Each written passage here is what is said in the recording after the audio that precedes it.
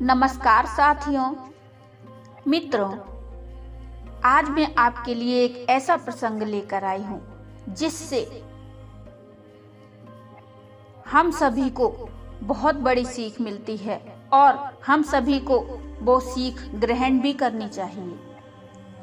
साथियों, यदि आपको ये प्रसंग अच्छा लगे तो इसे आगे भी शेयर करिए, जिससे हमारी लुप्त हुई संस्कृति दोबारा से जागृत होने लगे। मित्रों, एक महाभारत का प्रसंग है, बहुत ही सुंदर। साथियों, पहले लोग सुबह सुबह उठकर घर के बड़े बुजुर्गों को झुककर प्रणाम करते थे, उनके चरण स्पर्श करके आशीर्वाद प्राप्त करते थे। विशेषकर महिलाएं बड़े बुजुर्गों का आशीर्वाद अवश्य लेती थी, लेकिन आजकल ये प्रथा धीरे धीरे लुप्त होती जा रही है और हम बुजुर्गों के आशीर्वाद से वंचित होते जा रहे हैं। साथियों, प्रणाम में बहुत ताकत होती है। आजकल घरों में जो इतनी समस्याएं खड़ी हो रही हैं, उनका मूल कारण यही है कि हम सभी लोग घर के बड़े बुजुर्गों का आदर नहीं करते हैं और जाने अनजाने में अक्सर घर के बड़े बुजुर्गों की उपेक्षा हो जाती है। यदि घर के बच्चे और बहुएं प्रतिदिन घर के सभी बड़ों को प्रणाम करके उनका आशीर्वाद लें तो शायद किसी भी घर परिवार में कभी कोई क्लेश ही ना हो। दरअसल बड़ों के दिए हुए आशीर्वाद हमारे लिए कवच की तरह काम करते हैं और उनको दुनिया का कोई भी अस्त्र शस्त्र नहीं भेद सकता। मित्रों, ये अटल सत्य है। साथियों, इसी पर आधारित एक महाभारत का बहुत ही सुंदर प्रसंग है। मित्रों, मैं ये नहीं कहूंगी कि ये प्रसंग आपने पहले नहीं सुना होगा, लेकिन मुझे ये प्रसंग बहुत ही सुंदर लगा, इसलिए आज मैं आपको अपने मुख से सुनाने जा रही हूँ।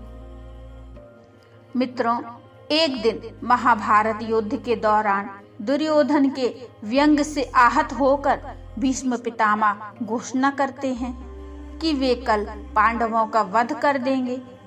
उनकी इस घोषणा का पता चलते ही पांडवों के शिविर में खलबली मच जाती है और बहुत ही बेचैनी बढ़ जाती है, क्योंकि भीष्म पितामह की क्षमता के बारे में सभी को पता था। वो एक ऐसे योद्धा थे जो कि महाभारत के सबसे शक्तिशाली और ताकतवर योद्धा थे। इसलिए सभी किसी अनिष्ट की आशंका से परेशान हो गए थे। तब भगवान श्री कृष्ण ने द्रौपदी को देखा। द्रौपदी परेशान थी। तब भगवान श्री कृष्ण ने द्रौपदी से कहा कि अभी मेरे साथ चलो, और श्री कृष्ण द्रौपदी को लेकर सीधे भीष्म पितामह के शिविर में पहुंच गए। शिविर के बाहर खड़े होकर उन्होंने द्रौपदी से कहा कि तुम अंदर जाकर भीष्म पितामह को प्रणाम करो। द्रौपदी ने अंदर जाकर पितामह को प्रणाम किया तो उन्होंने अखंड सौभाग्यवती भव का आशीर्वाद दे दिया और आशीर्वाद देकर पितामह द्रौपदी से पूछने लगे कि वत्स, तुम इतनी रात में अकेली यहाँ कैसे आई हो? क्या तुमको श्री कृष्ण लेकर आए हैं? तब द्रौपदी ने कहा कि हाँ पितामह, और भी कक्ष के बाहर खड़े हैं। तब भीष्म पितामह भी कक्ष के बाहर आ गए और दोनों ने एक दूसरे से प्रणाम किया। भीष्म ने कहा, मेरे एक वचन को मेरे ही दूसरे वचन से काट देने का काम केवल श्री कृष्ण ही कर सकते हैं। शिविर से वापस लौटते समय श्री कृष्ण ने द्रौपदी से कहा कि तुम्हारे एक बार जाकर पितामह को प्रणाम करने से तुम्हारे पतियों को जीवन दान मिल गया है। सोचो, अगर तुम प्रतिदिन भीष्म पितामह, धृतराष्ट्र, द्रोणाचार्य आदि सभी बुजुर्गों को प्रणाम करती होती और दुर्योधन, दुशासन आदि की पत्नियां भी पांडवों को प्रणाम करती होती, तो शायद इस युद्ध की नौबत ही न आती। मित्रों, ये प्रसंग बहुत ही सुंदर है और इस प्रसंग से हम सभी को सीख लेनी चाहिए और अपने जीवन में ये निश्चित करना चाहिए कि हमें भी ऐसा ही करना चाहिए। इससे तात्पर्य ये है कि सभी इस प्रणाम संस्कृति को सुनिश्चित करके नियमबद्ध होकर इस संस्कृति को अपनाएं। यदि सभी इस संस्कृति को अपनाएंगे तो घर ही स्वर्ग बन जाएगा, क्योंकि प्रणाम प्रेम है, अनुशासन है। प्रणाम में शीतलता है। प्रणाम आदर सिखाता है, इससे सुविचार आते हैं।